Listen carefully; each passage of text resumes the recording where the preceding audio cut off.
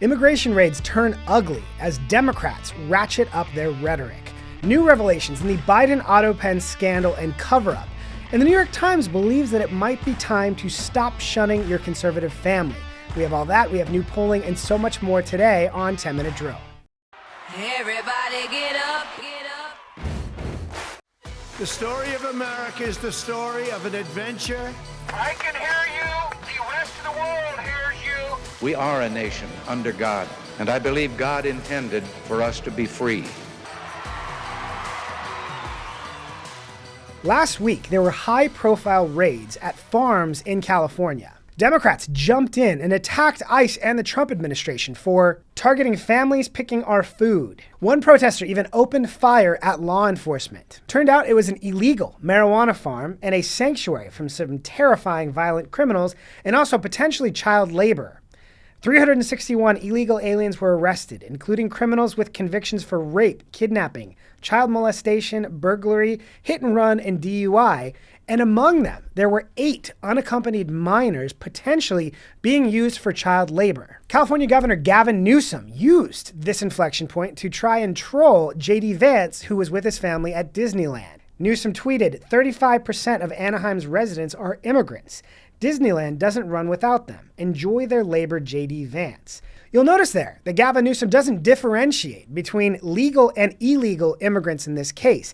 Illegal immigrants are the ones that are working at illegal marijuana farms using child labor. Legal immigrants are the people that are here working legally, paying taxes, getting screwed by Gavin Newsom's immigration policies that are, one, giving free healthcare to illegal immigrants and giving them cash cards so that they're incentivized to jump the line over the legal immigrants and their family members trying to go through the process here. Another wrinkle that came out was the owner of this farm employing incredibly dangerous criminal illegal immigrants and potentially child labor from unaccompanied minors is also a Gavin Newsom donor. The failure to differentiate between legal and illegal immigrants the way that Newsom did there is one of many reasons Hispanic voters are continuing to turn against Democrats. And they're not alone. Here's another poll from CNN. So what you're seeing essentially here is a very clear indication that a majority of Americans, in fact, when they're asked this blunt question, which I believe gets at the underlying feelings, do in fact want to deport all immigrants who are here illegally. New revelations from the New York Times about Joe Biden and the Autopen scandal. According to the New York Times, Mr. Biden did not individually approve each name for the categorical pardons. Rather than ask Biden to keep signing revised versions, his staff waited and then ran the final version through the Autopen, which they saw as routine. And then getting into who is making the calls and approvals for how the Autopen is used, New York Times reported that Jeff Zients, former Biden chief of staff. 3 minutes later, Mr. Zients hit reply all and wrote, I approve the use of the Autopen for the execution of all of the following pardons. So all the following pardons, there's a lot of questions about the paper trail between the generation of a list of people to pardon that included people like Dr. Fauci, who was in that final list that Zients himself approved, that Biden himself did not necessarily give final approval to. So we're going to continue to hear this is the kind of thing that will drive more Congress interest. The House Oversight Committee has already brought in a number of former Biden aides to speak about this, and I think this will drive a whole new wave of questions. Last week, we talked about the new book 2024, which has had a lot of revelations about the Harris campaign. One of the latest stories that came out of that was the final stage of the VP selection process, where Kamala Harris landed on our favorite, Tim Walz. The book reports that Harris picked Walz because he wasn't overly ambitious and that he promised that he would never run for president. And I'm a knucklehead at times. She turned against Pennsylvania Governor Josh Shapiro because she was worried he might outshine her. But one of the more interesting anecdotes in this chapter was about Diet Mountain Dew. All 3 candidates did a final interview with Harris at her residence, the book explains, adding that when asked what they wanted to drink, Shapiro and Kelly chose water, while Walz chose Mountain Dew. Appeal with rural voters was a top priority for the Harris ticket, and the book states that Harris advisors felt that Walz was the best candidate to do that. Who knew that Diet Mountain Dew was the secret elixir of rural America?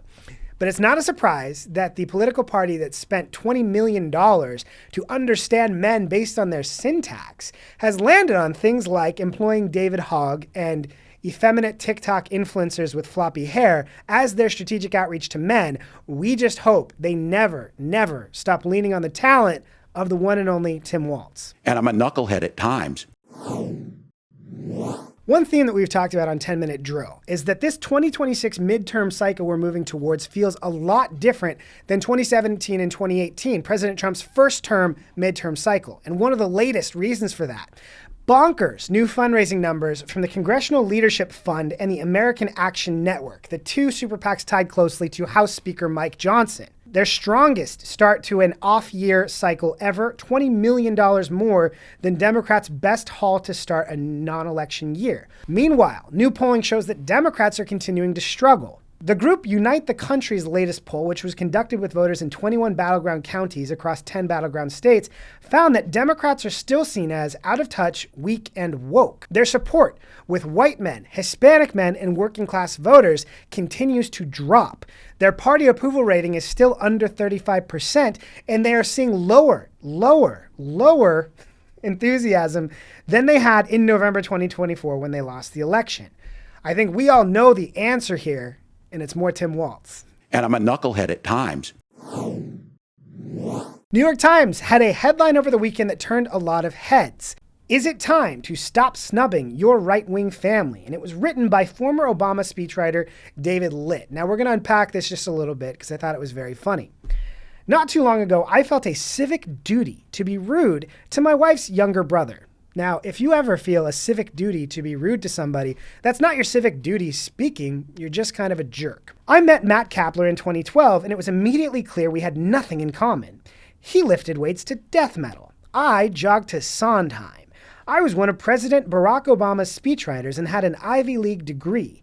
He was a huge Joe Rogan fan and went on to get his electrician's license. So again, the juxtaposition here of explaining why he is better than this brother-in-law highlights why Democrats are in such a tough position. This goes back to the Obama years, as Democrats started shifting more and more towards that elitist position of either you agree with me and everything I have to say, or you are lesser. Now, the story overall has a valuable lesson. He learns to love his brother-in-law despite his toxic conservatism because they go surfing together and enjoy their time together. But earlier in the story, there's a moment where he thinks about breaking off all contact altogether because the brother-in-law had some concerns and questions about vaccinations. He writes, "My frostiness wasn't personal, it was strategic. Being unfriendly to people who turned down the vaccine felt like the right thing to do. How else could we motivate them to mend their ways?" So once again, he's approaching this from a position of, I know more than you and am better than you, and it is my responsibility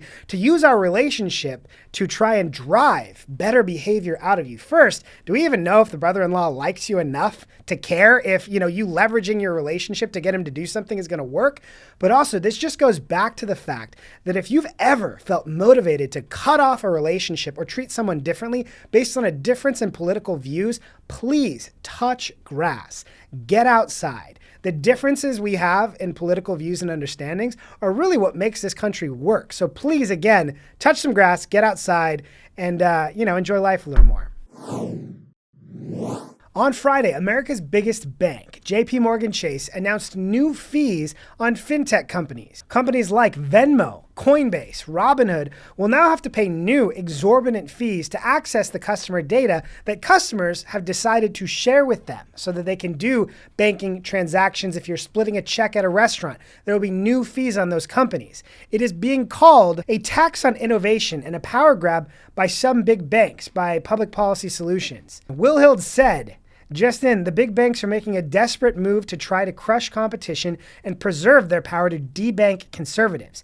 Their latest tactic, effectively charging customers a tax to access their own personal data and provide it to fintech companies. That phrase debanking, you may have heard before. It effectively began with a 2013 Obama-era initiative called Operation Choke Point, where the U.S. Department of Justice investigated banks in the United States and businesses they did with firearm dealers, payday lenders, and other companies while operating legally were said to be at a high risk for fraud and money laundering.